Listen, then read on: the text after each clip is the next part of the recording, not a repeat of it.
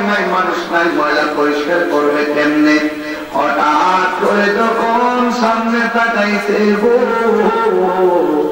দেখতেছেন সুন্দর ছোট একটা পরিষ্কার বাড়ি দেখা যায়। উনি ওই ঘরের কাছে গেলেন, বাহিরে মানুষ নাই, ঘরের মানুষের কোনো আওয়াজ নাই। উনি মনে মনে ভাবেন কি ব্যাপার, ঘর আছে মানুষ নাই। এখন নিজে চিন্তা করে আমার ময়লাটা আমি পরিষ্কার করবো কেমনে? উনি মনে মনে উনি তো হাদিস জানে, উনি তো আল্লাহ, উনি তো জানেন কার ঘরে ঢুকতে গেলে আমার নবী বলতে অনুমতি লাগবে। কথা বলতে কেন? যদি ওই বলে মাও তাকে মার কাছে অনুমতি লাগবে, বলা কাশি দিয়ে ঢুকতে হবে। আর আমরা তো অনেকে আছে কি এক ঘরে ফাঁসতে ঢুকতে পারে নিচে বসে, কথা বল ঠিক না? আর খালি কখনো যাওয়া যাবে না, ঠিক আছে?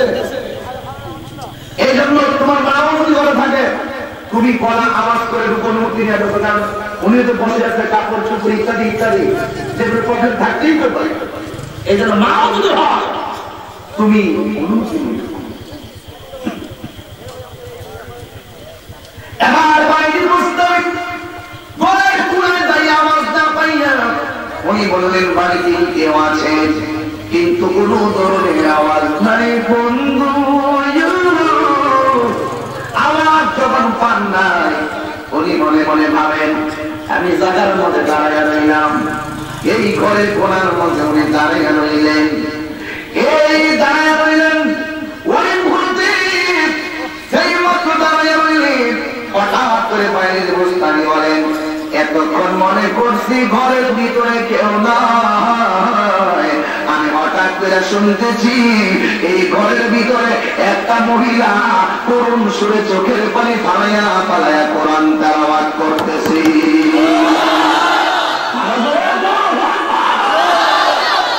কি তেলাওয়াত করে?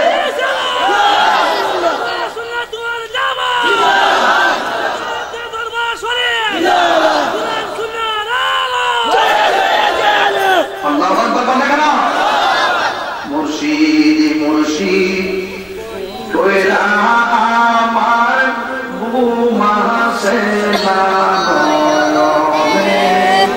আমার বলি বা মুর্শিদ কেমন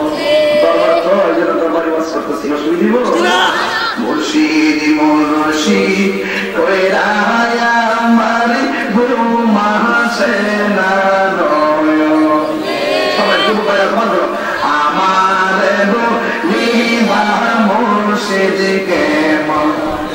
আমি তোমায় ভালোবাসি পাগলের মতো, যত কাঁদাও কাঁদেব আমি জনমের মতো। মায়া যদি লাগে রে মুর্শিদ রাইখো দয়ার নজরে, আমার মুনিবা মুর্শিদকে মনে তোমার প্রেমে কইরা কইরা অন্তর হইল ছায়, তোমার প্রেমে কাঁদিয়া কাঁদিয়া রজনী কাটাই। চলিতা তার মানুষ যেই যা বলুক ছাড়ে বহনা প্রেমে জীবনে, আমার নিবা মুর্শিদকে মনে, আমার নিবা মুর্শিদকে মনে। ওরে বাবু ভুলন নাই যাহা করেছি তোমারি দরবারে, ভুলন নাই ক্ষমা করিয়া নিয়া গলে দেব না, ভুলন নাই যাহা করেছি তোমারি দরবারে, ভুলন নাই ক্ষমা করিয়া নিয়া গলে দে। দূরে যদি রাখরে মুর্শিদ যাইব কাহিনী কার গারে, দূরে যদি রাখরে মুর্শিদ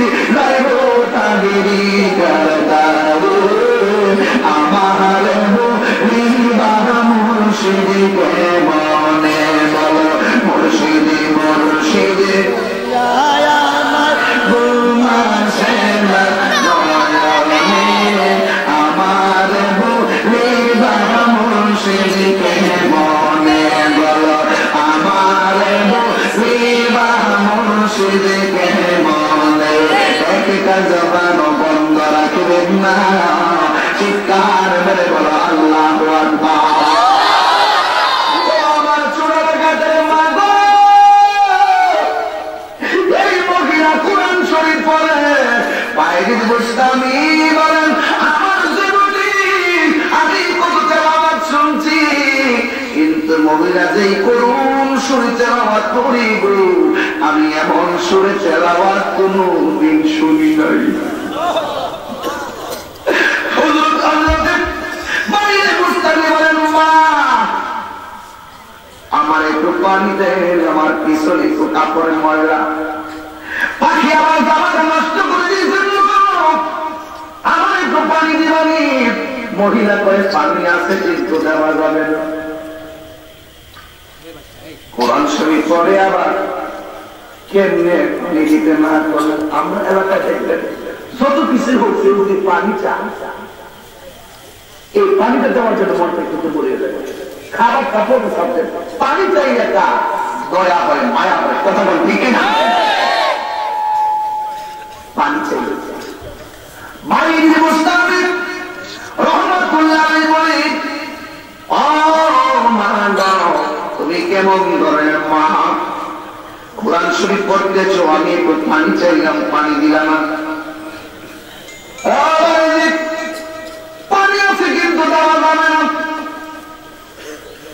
বাইরে মুস্তাফি রহমাতুল্লাহ আলাইহি বলেন ও মা গো আমি তো খাবারের পানি চাই নাই, তোমার কূপের মধ্যে অনেকগুলা পানি আছে অতিরিক্ত পানি, এই পানি হলো গোসলের জন্য আর কাপড় কাচার জন্য, আমি তো এই পানি খাওয়ার জন্য বলি নাই যে তুমি খাবারের পানি পাবে না।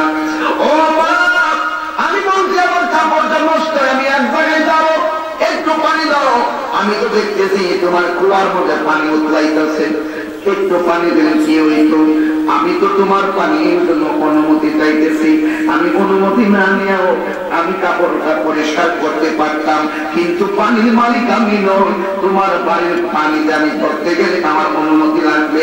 আল্লাহর ওলিরা ছোট ছোট বিষয় চিন্তা করে, কথা বলেন না ঠিক কিনা? আপনি নামাজ পড়েন নাই গুনাহগার, আল্লাহ মাফ করে দিবেন, রোজা রাখেন নাই গুনাহগার হয়েছেন, আল্লাহ ইচ্ছে করলে মাফ করে দিবেন। কিন্তু আমার নবী বলেন আল্লাহর বান্দার হক যদি কেউ নষ্ট করে আমার আল্লাহ ক্ষমা করবেন না, যতক্ষণ বান্দা তারে ক্ষমা না করবে, কথা বলেন ঠিক না? এই জন্য আমি তোমার পানি করি নাই, তোমার বাড়ির পানি আমরা কিন্তু এই অনুমতি জীবনে দিতাম না, কি বলছি কিন্তু আল্লাহর ওলি যারা যারা মুভমেন্ট তারা ছোট ছোট বিষয়গুলো চিন্তা করে বলেই তারা ওলি হয়েছে, কথা বল ঠিক না? তিনবার তোমাকে বললাম মা তুমি আমার পানি দাও, মহিলা বলে না পানি দিব না, পানি আছে কিন্তু দেওয়া যাবে না। এখন বাইরে মুস্তাফি তো রাগ করছে, কোরআন শরীফ পড়া কিন্তু মানুষের প্রতি তার দয়া নাই, এই কোরআন পড়া না বলতো না, এই কোরআন পড়লে না বলতো না যে মানুষের প্রতি দয়া নাই। আমার কি ব্যাপার কাজে এক হাদিস ওর গরিব করলো তোমার বিল্ডিং দিয়ে কি করবো, এটা লাভ হইতো না, গরিবের গরিব হাত না বাড়ে বাড়ির বস্তারি করে তুমি যে কোরআন শরীফ করতেছো, তোমার তেলাওয়াত এত সুন্দর, তুমি চোখের পানি ঢালায় কাঁদতেছো, আমার এতগুলা পানি আছে তুমি পানি দিলা না, এই তেলাওয়াত কোরআন শরীফ করে লাভ হইতো না, চোখের পানি ঢালায় লাভ হইতো না। মুখেরা ডাকতেছে বাইরে আমি কিন্তু পাখি না, আমি কিন্তু কি না, আমি কিন্তু পাখি না। বাইরে গোস্বামী করে মা পানি লাগবে না, সুবহানাল্লাহ কইলেন তখনটা ছেড়ে যখন কাঁদতে রান্না আমার পানি লাগতো না, মা আমার পানি লাগবে না। এখান থেকে 5 কিলোমিটার দূরে আমার পাখি আমার দাম নষ্ট করছে, আমি পাখিরে জ্বালাইয়া দিচ্ছি, তুমি গড়ে বেড়ে দেখবেন আল্লাহ বলি মারো না, বোমা মারো, 21শে ফেব্রুয়ারি শহীদ জেনারেল হাজার হাজার টাকাতে এখানে ফুল দেয়, কোন মৌলবী ফতোয়া দেয় না।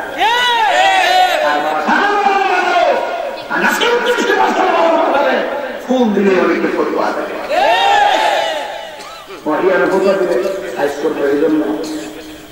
আমরা তো সাইজ করার দরকার নাই। এই জিম্মাদারি তো আল্লাহ নিচ্ছেন। আল্লাহ মানে আদানি ওলিয়ান ফাঁকা আদান তহবিল হারবে। আমার বন্ধুদের সাথে যারা গাদ্দারি করবো, আমি আল্লাহ তাদের সাথে যুদ্ধের দেখলাম। মা এত দূরে বলো না, তুমি তা দেখে আমি তো অনেক দেখছি। বাইরে মুস্তাফিদ রহমাতুল্লাহ আলাইহি বলেন, মাগো পানি লাগবো না, তুমি বলো না এই পাওয়ার তুমি পাইলা যারা জোড়াই না, যারা জোড়াই না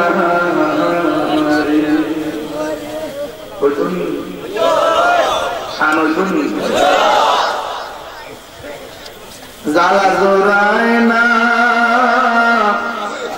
জালা জোড়ায় না রে।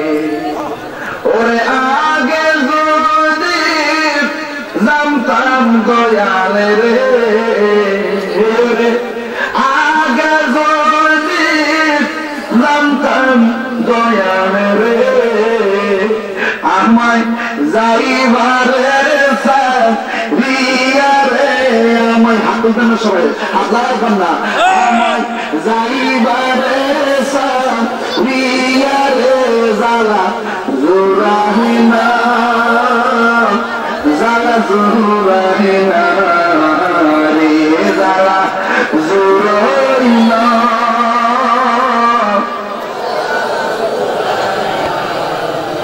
একটা জবান বন্ধ রাখবেন না, চিৎকার মেরে বলো আল্লাহু আকবার। এতক্ষণ চাইছে পানি, এখন পানি লাগবো না, মা তুমি দেখো। আমি ঘর থেকে দেখেছি, কয় তুমি কি মানে দেখো না, এত বড় পাওয়ার তুমি পাইলে কোথায় দেখি? আমি অন্য কোথাও থেকে পাই না, আমি আমার গাউসে পাক থেকে সেই তরিকার সন্ধান পেয়েছি। গাউসিয়া নামা সিমন এতক্ষণ আইলাম বেশি বহুত বুঝা গেলে গাউসে পাক কি জিনিস, গাউসিও কি জিনিস বুঝাই বলে। গাউসিয়া আসিয়া আরো যদি আসিনা, গাউসে পাক কি জিনিস, যিনি এই দিন দিয়া কোনাই দাঁড়ায় দাঁড়ায় কান্দে, উনি হঠাৎ করে লাখো লাখো মানুষের মাঝখানে কান্দেন। আর এইদিকে চেয়ার খালি, গাউসে পাকের মন বলতেছে লাখো মানুষের সামনে যদি আমি ওয়াজ করতে পারতাম, লক্ষ লক্ষ মানুষ আমি নবীর প্রেমিক বানাইতে পারতাম। বহুত কাজে কাজটা বহুত গুণাময় কেমন আমার বিচিত্র আছে 10-15 জন, এই সাইডে আছে প্রায় 15 জন, 30-40 জন আলেম শুধু আমার ডান পাশে বাম পাশে বসা। প্রত্যেকটা আলেম স্বপ্ন দেখে তার সন্তানকে আলেম বানাবে। কথা বলে ঠিক কিনা বলে? এইখানে ওয়াজ শুনতেছে, মনে মনে এটাও বলতেছে আমি তো পাপী মানুষ, আমি তো গুনাহগার, সবাই জানে আমি একজন নালায়েক মানুষ, অনেক অপরাধী মানুষ, আমি গুনাহগার মানুষ, আপনারা সবাই জানেন। এরপরও অনেক সন্তানকে বাবা দেখছি হাতে লইয়া মাঝে আসতে, আর বইয়া বইয়া আমার সামনে এমন ভাবে ওয়াজ করতে বুঝছো, সন্তানকে বইয়া বইয়া বোঝায় পাত্তা, আর বসে বসে ওয়াজ শুনতেছে। আমি যদি 1000 মানুষের সামনে যদি ওয়াজ করতে পারতাম, আমার দুঃখ থাকতো না। কানতে কানতে হঠাৎ করে ঘুমাই গেছে, ঘুমার মধ্যে শব্দ দেখতেছেন আমার নবী হাজির হয়ে গেছে। আর জবান করে সুবহানাল্লাহ। আব্দুল কাদের তুমি কাঁদছো কেন? নবী গো এতগুলো মানুষের সামনে ওয়াজ করবো, মনটা চাইতেছে, সাহসে বলায় না।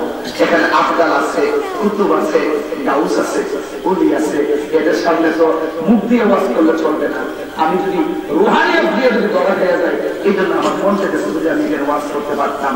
আমার সাহসে বলাই না, কিন্তু এলেম আছে, যোগ্যতা আছে, অনেক আছে, এলেমের অভাব নাই, কিন্তু সাহস পায় না। যেমন অনেকে আছেন আমার নবী বলেন, আব্দুল কাদের তোমার মুখটা একটু হা করো। মুখটা হা করলেন আব্দুল কাদের জিলানী, মুখের ভিতরে আমার নবী একটা ছোট মুবারক নেন, দিয়া বলছেন তুমি এটা খেয়ে নাও। একবার দিলেন, দুইবার, তিনবার, চারবার, পাঁচবার, ছয়বার, সাতবার নবী ছোট মুবারক দিন।